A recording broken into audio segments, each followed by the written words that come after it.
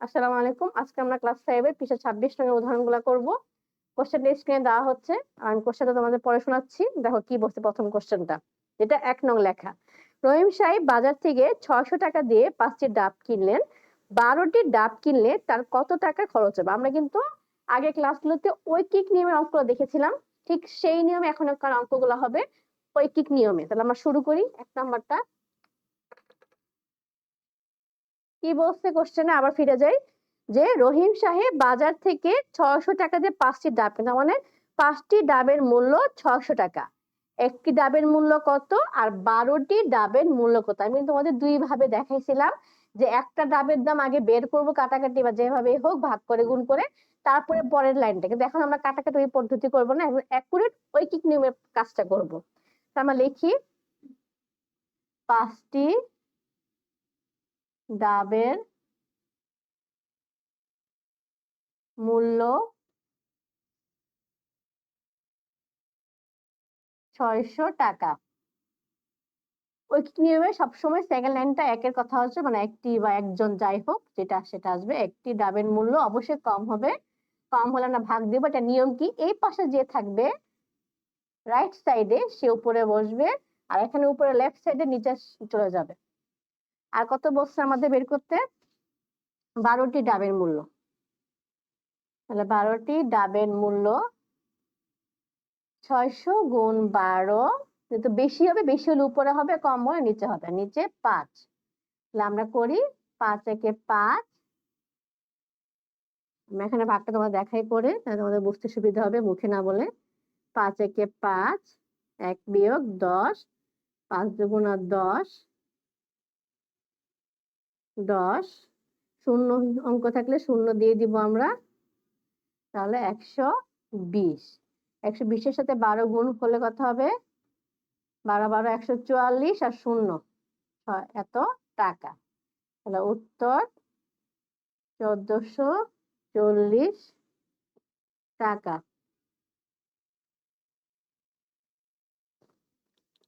আচ্ছা, দেখা যাচ্ছে না। উত্তর 1440 টাকা। এটা হচ্ছে ঐকিক নিয়মের বেস্ট পদ্ধতিটা। তোমরা যদি বুঝতে না পারো এখানে ভাগ করে আগে বের করে নিতে পারো, তারপরে 12টি ডাবের মূল্য। দুই ভাবেই করা যাবে, বাট এটা করা ভালো, তাহলে কাটতে পারবা নেক্সট করলে। আমরা এখন পরে অঙ্কে চলে যাই। ওকে, পরে কোশ্চেনটা কি বলছে খেয়াল করি। রাইসা 64 টাকা দিয়ে 8টি কলম কিনলো।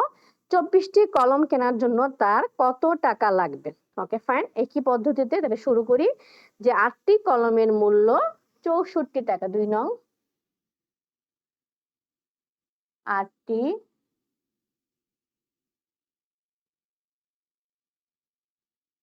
কলমের মূল্য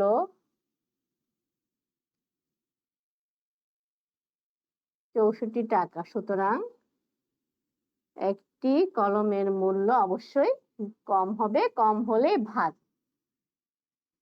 সুতরাং 24টি কলমের মূল্য বেশি হবে, বেশি হলে আমরা উপরে গুণ দিব। আমরা করি 8 একে 8, 3 আটা 24। এখানে গুণটা করে ফেলি আমরা মুখে মুখে। 3 4 12, 2 হাতে আছে 1, 3 6 18 হাতে রেখে 19। এক্ষেত্রে তোমরা যদি রাফ সাইডে করেও দেখো কোনো সমস্যা নেই গুণটা। তা আমরা পরে অঙ্ক আমাদের হয়ে গেল 2 নং। এখন আমরা যাব 3 নং। 3 নংটা আমাদের সৃজনশীল আকারে আছে। আমরা ধাপে ধাপে একটু দেখি, আর পরীক্ষায় কিন্তু তোমাদের সৃজনশীল আকারেই থাকবে, কিন্তু এই অঙ্কগুলো সংক্ষিপ্তর মধ্যে দিবে, তাই উদাহরণে একটা অঙ্ক বাদ দেওয়া উচিত না। তাহলে আমরা চলে যাই পরে অঙ্কে। একজন তাঁতি 3 দিনে 24 মিটার কাপড় বুনতে পারেন। বলছে নিচের প্রশ্নগুলো উত্তর খুঁজে ছকের খালি ঘরগুলো পূরণ করি। তাহলে কি বলেছে? 1 নাম্বার 6 দিনে কত মিটার কাপড় বুনেন। এখানে কিন্তু বলে দিচ্ছে যে 3 দিনে বুনেন 24 মিটার। তাহলে আমরা শুরু করি 3 এর একইটা। তাহলে কি লেখা যায়? 3 দিনে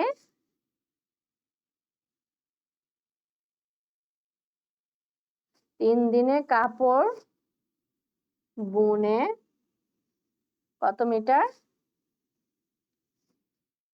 আমরা কোশ্চেনটা সরিয়ে ফেলি, 24 মিটার। মিটারটাকে মি লিখলেও চলবে, যে জায়গা না থাকে। একদিনে কাপড় বুনে 24/3 এত মিটার। আর কত বলছে? 6 দিনে। সুতরাং 6 দিনে কাপড় বুনে, অবশ্যই বেশি হবে, বেশি হলে উপরে। 3 একে 3, 3 দুগুণা 6, 24 দুগুণা 48 মিটার। এটা হচ্ছে আমাদের 1 নং এর উত্তর। আমরা এখন পরের কোশ্চেনটা চলে যাই এবং কোশ্চেনটা দেখি। 2 নংটা কি বলছে, একটু পেঁচিয়ে বলছে, কোশ্চেনটা খেয়াল করো কি বলছে এখানে। 32 দিনে 256 মিটার কাপড় বুনলে এর অর্ধেক সময়ে কত মিটার কাপড় বুনতে পারবেন? তাহলে আমরা অর্ধেক সময়টা বের করি। দেওয়া আছে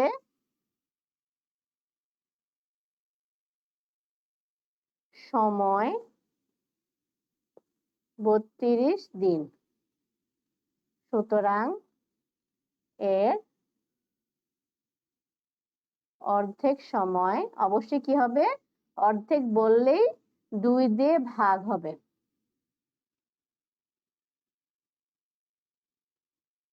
6 দুগুণা 12, 16 দুগুণা 32।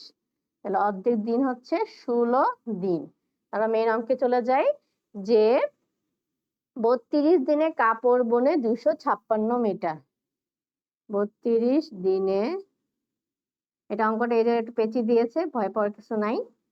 কাপড় বুনে 256 মিটার, সুতরাং একদিনে কাপড় বুনে, অবশ্যই কম হবে। এই জায়গাটা কিন্তু বেশিরভাগ ক্ষেত্রে সেম এরকম হয়, ভাগ। আর আমরা কত পেলাম? অর্ধেক দিন বলতে 16 দিন। 16 দিনে কাপড় বুনে অবশ্যই বেশি। এখানে 16 একে 16, 16 দুগুণা 32, আর এটা 2 দিয়ে যাবে, 2 দিয়ে ভাগটা দিয়ে দেখি। 256, 2 একে 2, 2 দুগুণা 4, 8 দুগুণা 16, কত আসতেছে? 128। 16 দিনে বুনবে 128 মিটার। এটা হচ্ছে আমাদের 2 এর অ্যান্সার। এখন আমরা চলে যাই তারপরে অঙ্কে, এটা মুছে ফেলি। এটা কিন্তু সৃজনশীল টাইপের। 3 নং লাস্ট, এই পৃষ্ঠার লাস্ট অঙ্ক। কি বলছে? 20 দিনে 116 মিটার, সরি 160 মিটার কাপড় বুনলে 5 দিনে কত মিটার বুনবে? তার আমরা লিখি সেম আগের অঙ্কের মতোই, 2 নম্বরটার মতোই। 20 দিনে কাপড় বুনে 160 মিটার, সুতরাং একদিনে কাপড় বুনে, অবশ্যই কম হবে তাই জন্য ভাগ। আর 5 দিনে কাপড় বুনে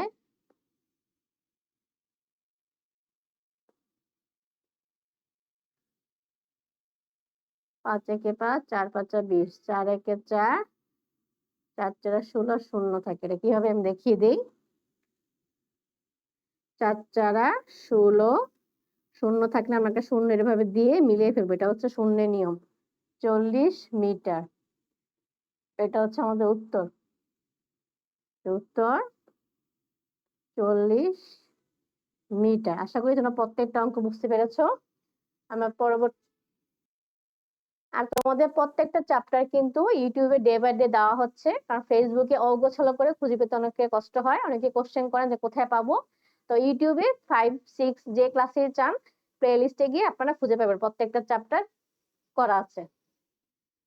তো আমরা পরবর্তীতে, আজকের মতো এটুকু, নেক্সট ক্লাসে আমরা পরবর্তী পৃষ্ঠা করব।